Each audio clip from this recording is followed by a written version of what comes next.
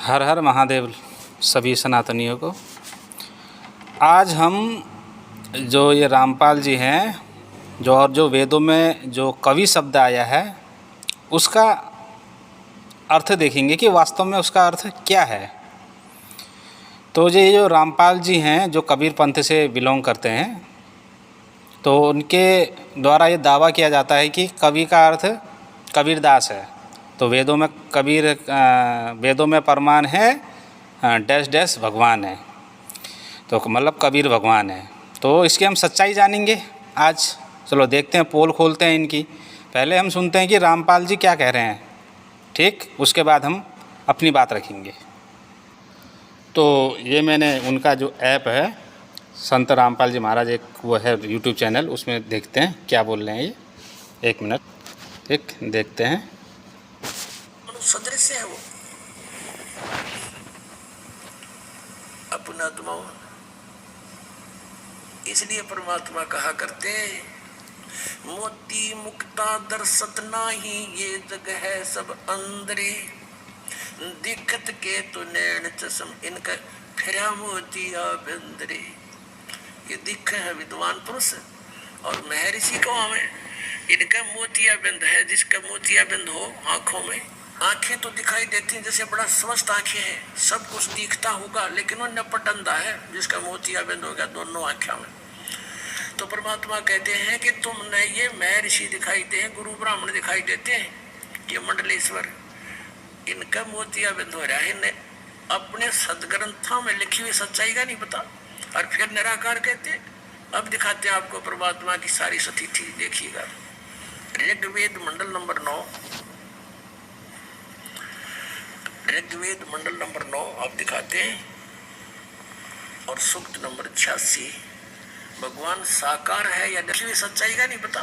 और फिर ये है सार्वदेशिक आर्य प्रतिनिधि सभा, महर्षि भवन रामलीला मैदान नई दिल्ली से ये प्रकाशित है।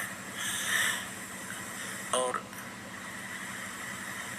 ये मुद्रक है Prince offset printer 1510 Pataudi house Daryaganj नई दिल्ली से ये छपा है। ऋग्वेद मंडल नंबर 9 और सूक्त 86 का मंत्र नंबर 26।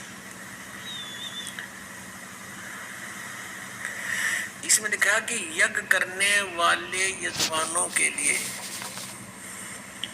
परमात्मा, यज्ञ करने वाले माने धार्मिक अनुष्ठान यानी साधना करने वाले, यजमान माने भक्तों के लिए परमात्मा सब रास्तों को सुगम करता हुआ उनके विघ्नों को मर्दन करता है और उनको पवित्र करता हुआ और अपने रूप को सरल करता हुआ वह कांति में परमात्मा, यह लिखना था कबीर देव। कवि कोई भी सर्वज्ञ नहीं हो सकता जिसको सारा ज्ञान हो।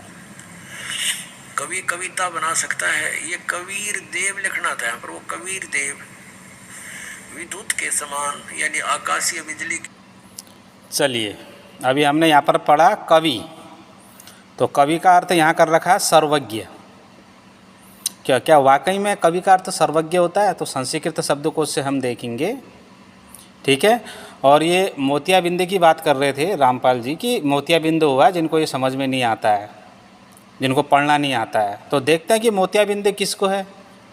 हमारे जो ऋषि मुनि थे, जो महाज्ञानी लोग थे, वो लोग के आँखों में मोतियाबिंद हुआ था या रामपाल जी के आँखों में मोतियाबिंद हुआ है? क्योंकि वहाँ कवि का अर्थ साफ साफ सर्वज्ञ लिखा है। तो अब हम देखते हैं संस्कृत शब्दकोश से कवि का अर्थ क्या क्या होता है वो हम देखते हैं। तो ये देखिए संस्कृत हिंदी कोश मेरे पास PDF में पड़ी है, ये PDF में है। इसके लेखक कौन है? वामन शिवराम आप्टे जी हैं। ये जो संस्कृत शब्दकोश है ये रामपाल जी भी यूज़ करते हैं, इसके ऊपर भरोसा रखते हैं वो, ठीक। जो वरस शब्द का अर्थ उनने जाना, गो किया था, तो उसका अर्थ यहीं से लिया लिया था उन्होंने। ठीक है, इन पर इनको पूर्ण विश्वास है, तो इनकी एक बात को भी नहीं काट सकते अब हम। ठीक है, अब यहाँ कवि शब्द का जो अर्थ है संस्कृत का, उसका हिंदी में उसका अर्थ देखेंगे। और ज़्यादा दूर ना जाते हुए फटाफट हम इसका कवि इसमें शब्द निकालते हैं। लो जी, ये 260 संख्या उसका है, ये संस्कृत शब्दकोश का। यहाँ पर देखो कवि लिखा हुआ दिख रहा है, कवि। मोतियाबिंद किसी को ना हुआ तो अच्छी से कवि शब्द देख लिए। ठीक है, अब कवि शब्द का अर्थ क्या क्या है इधर अच्छी से पढ़ लीजिए। क्या क्या है?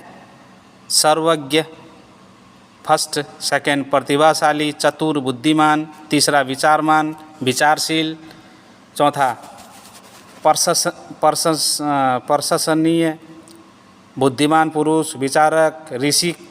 कवि ना सुनना, कवि के लिए भी यूज़ किया जाता है।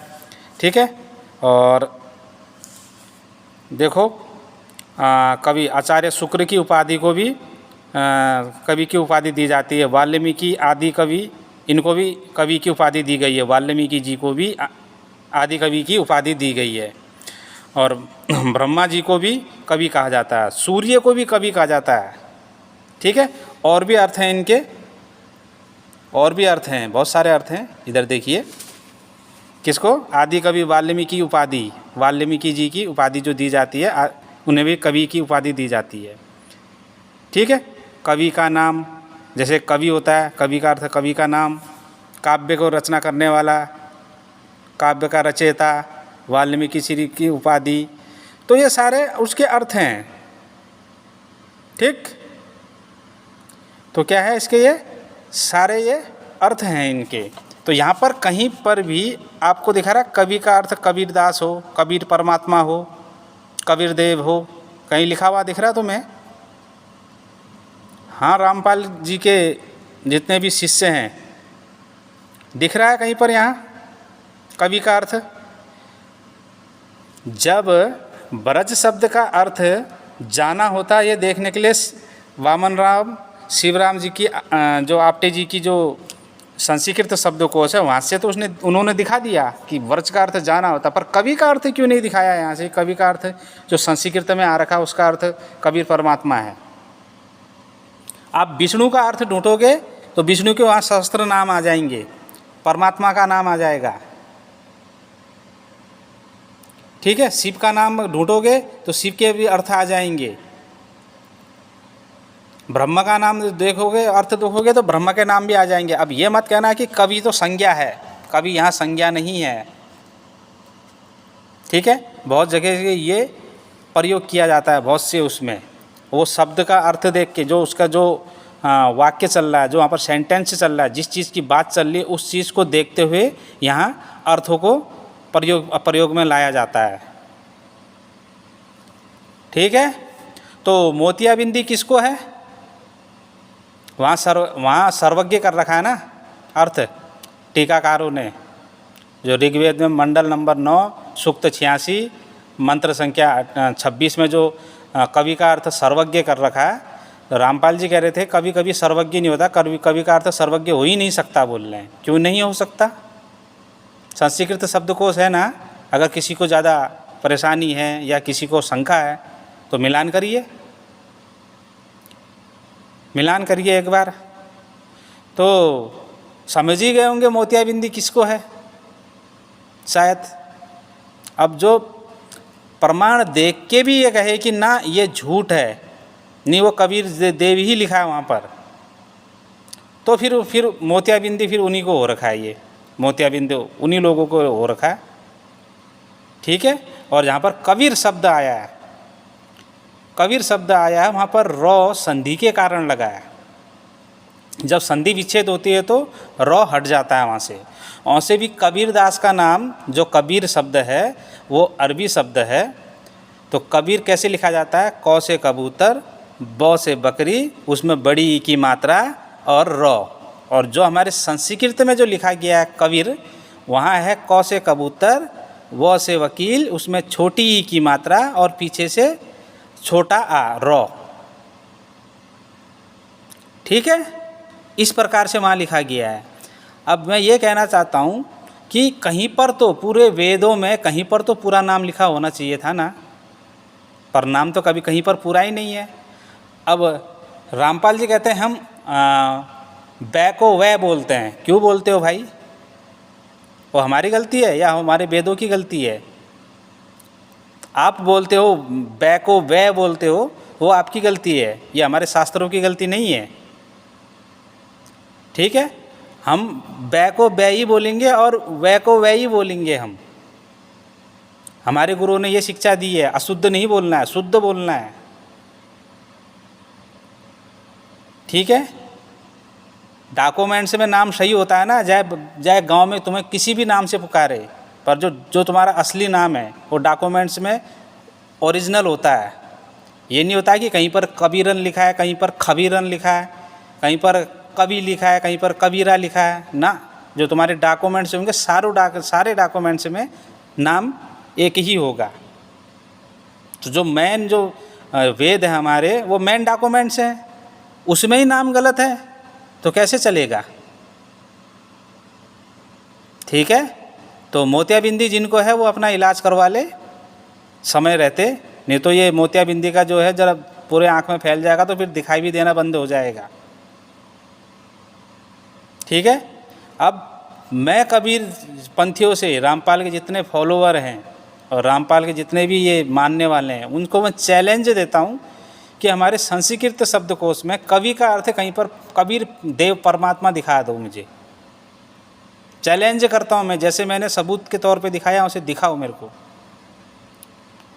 दिखाओ, किसी भी संस्कृत शब्दकोश से मेरे को दिखाओ, चैलेंज है तुमको। ठीक है, तो आज हमने देखा कि कवि का अर्थ क्या होता है, सर्वज्ञ, कांतिमान, ये सब चीज़ वहाँ अर्थ होता है इनका। तो रामपाल जी चश्मा इसीलिए लगाते थे शायद आप, ठीक है, मोतियाबिंद था आपको शायद। ठीक है, आज के लिए इतना ही। हर हर महादेव सभी लोगों को। विचार करिए।